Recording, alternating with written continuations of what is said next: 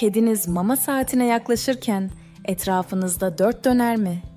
Maması bitince aniden ortadan kaybolur mu? Ya da tam tersine mamasını yedikten sonra gelip kucağınıza mı yerleşir? İşte bu video kedinizin mama öncesi, sırası ve sonrasındaki tüm bu davranışlarının ardındaki gerçekleri ortaya çıkarıyor. Kedi davranışlarını anlamak sadece onları daha iyi tanımamızı sağlamaz. Aynı zamanda kedinizle olan bağınızı güçlendirir. Kedi diline biraz daha hakim olalım mı? Hadi başlayalım. Mama öncesi, davranışlarla gelen beklenti. Kediler mama saatine yaklaştıkça davranışlarını belirgin şekilde değiştirirler. Gözünüzün içine bakarak miyavlayan bir kedi sadece aç değil, aynı zamanda sizinle iletişim kurmaya çalışıyor. Kapı önünde beklemek, sizi mutfağa yönlendirmek ya da mama kabının yanında oturmak, bunlar aslında beni unutma sinyalleri. Bazı kediler sabah çok erken saatlerde uyanıp sahiplerini mama için uyandırır. Bu davranış tamamen alışkanlığa ve rutine dayanır.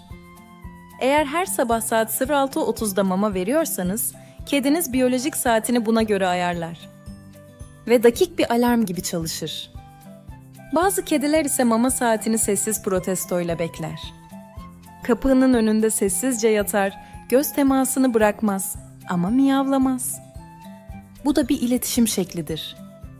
Mama öncesi huzursuzluk, aşırı sürtünme, ayaklara dolanma gibi davranışlar kedinin sabırsızlığını gösterir.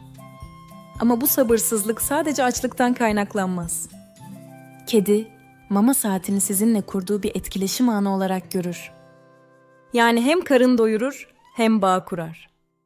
Mama sırasında rutin, ritüel ve koku duyusu. Kediler yemek yerken genellikle çok seçici ve dikkatlidir. Bazıları mamasını hemen yerken, bazıları önce bir koklar, geri çekilir, sonra tekrar yaklaşır. Bu davranış, koku duyularının gücünden kaynaklanır. Bir mama, kedi için sadece tadıyla değil, kokusuyla anlamlıdır. Mama kabının yeri bile bu süreci etkiler. Eğer mama kabı kalabalık bir yerdeyse ya da başka evcil hayvanlarla paylaşılıyorsa, bazı kediler yemeği reddedebilir. Kediler doğaları gereği avcıdır ama aynı zamanda yalnız yiyicilerdir. Sessizlik, güvenlik ve mahremiyet onlar için yemek sırasında çok önemlidir. Mama sırasında yere mama döken, patisiyle mamayı dışarı çıkaran kediler de olabilir. Bu davranış kimi zaman oyunsal, kimi zaman da içgüdüsel olabilir. Doğada avını dışarı çekip uygun bir yerde yeme alışkanlığı, ev kedilerinde mama kabından mama çıkarma olarak karşımıza çıkar. Bazı kediler ise mamasını yerken göz ucuyla sizi izler. Bu teşekkür ediyorum ama gözüm üzerinizde demenin kedi versiyonudur. Mama sonrası, rahatlama, temizlik ve duygusal tepkiler. Mamasını bitiren bir kedinin ilk işi genellikle patilerini ve yüzünü yalamaktır. Bu temizlik davranışı sadece hijyen değil, aynı zamanda içgüdüsel bir rahatlamadır. Karın doyunca vücut gevşer, sinir sistemi sakinleşir ve kedi kendini güvende hisseder. Bazı kediler mama sonrası sakin bir yere çekilip uykuya dalar. Bu tamamen doygunlukla ilişkili olan klasik sindirim molasıdır. Ama bazı kediler ise mama sonrası daha sosyal hale gelir. Sahibine sürtünür, kucağa çıkar ya da oyuncu davranışlar sergiler.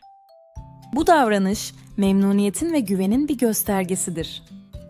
Mama sonrası oyun isteyen kediler yemeği bir enerji deposu olarak kullanır. Yani önce depolar, sonra harcarlar. Bazı kediler mama yedikten sonra ani bir enerji patlaması yaşar ve evin içinde koşturmaya başlar. Bu duruma zoomy denir. Karın doyunca birden hareketlenme, hem fizyolojik hem de psikolojik boşalma tepkisidir. Aynı zamanda bir tür yaşadım be kutlamasıdır. Kedinizin yemek rutinine nasıl katkı sağlarsınız? Mama zamanını tahmin edilebilir hale getirmek, kedinizin kaygı düzeyini azaltır. Günlük belirli saatlerde mama vermek, rutine sadık kalmak önemlidir. Mama kaplarını her gün temizlemek ve sabit bir yerde tutmak da kedinizin rahat hissetmesini sağlar. Mama sonrası kedinizin davranışlarını gözlemlemek, onun sağlık durumu hakkında da ipuçları verir. Normalden az yemesi, mamasını yarım bırakması ya da mama sonrası huzursuzluk yaşaması bir şeylerin yolunda gitmediğini gösterebilir. Mama saatini sadece besleme anı olarak değil, bağ kurma anı olarak görürseniz, kedinizle ilişkiniz çok daha derinleşir. Onunla konuşun, mama verirken göz teması kurun. Hatta bazen mama sonrası onunla vakit geçirin. Böylece yemek saati sadece mideyi değil, kalbi de doyurur. Kedinizin mama etrafındaki davranışları size çok şey anlatır. Ama her şeyden önce bu davranışlar, kedinizin sizi nasıl gördüğüne dair küçük sinyaller taşır. Onun dünyasına biraz daha yakından bakmak, birlikte geçirdiğiniz zamanı daha anlamlı kılar.